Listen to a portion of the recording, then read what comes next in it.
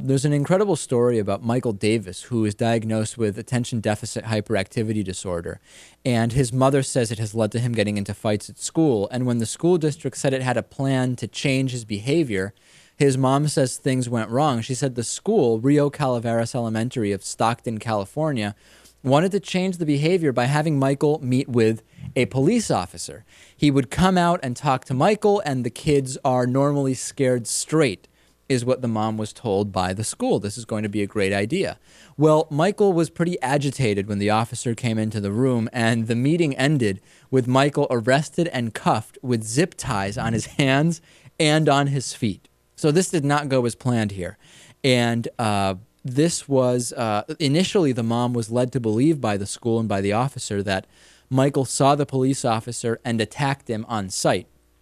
Ultimately, though, once she got a chance to read the police report, that is not at all what happened. Lieutenant Frank Gordo said that he placed his hand on Michael's, and the boy pushed my hand away in a batting motion, pushed papers off the table, and kicked me in the right knee. Michael wouldn't calm down. He was cuffed. His hands and feet were cuffed, and then he was taken to a psychiatric hospital in the back of a squad car. The mom wasn't told until much later, and a juvenile court dismissed the battery charges against Michael.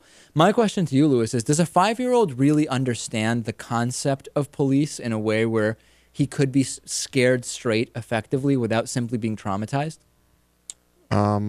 Yes. You think so? This could have been effective. You think this was a reasonable way to try to make him shape up? A reasonable way to stop him from fighting his classmates? Yeah, I guess so. Really? Perhaps. I don't know. I really think that a 5-year-old... I mean, don't get me wrong. I think there's probably just as many 5-year-olds this would never work with as there are that it would work with. The thing is, you have to wonder, how did things get to a point where 5-year-olds are being met to be scared straight by police officers and then are ending up handcuffed in juvie without the mom even being told? And, you know, this is a society that worships guns.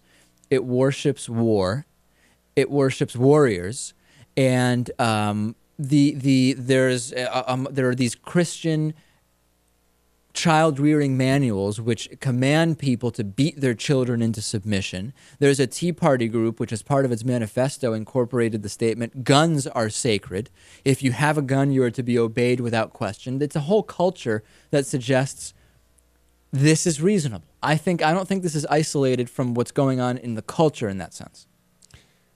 Okay, well, that's fair. But going back to this, do you think it's unreasonable to have a police officer talk to a 5-year-old about the dangers of getting into fights all the time? I don't think you're putting it very plainly. Is it a bad idea for a police officer to talk to a kid about getting into fights? No, I don't think that that's bad. The way this was set up, involving this kind of very tense meeting where it was going to be kind of like to scare the kids straight very clearly. I mean, that's the phraseology that was used. I think doesn't make any sense. I mean, the kid's 5. Think about a 5-year-old. I think we're forgetting a little bit what a 5-year-old is like here. Or you seem to be forgetting, Lewis.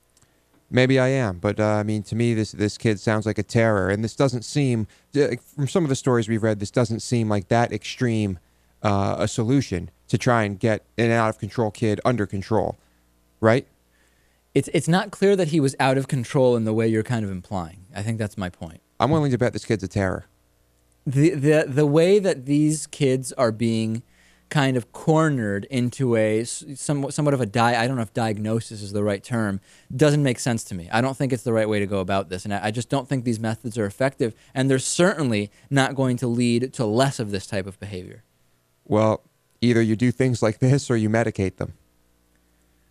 There's other options. I just flat out disagree. I wish we're opening up a whole can of worms. I disagree, Lewis, that the options are medication or scaring a 5-year-old straight with a police officer.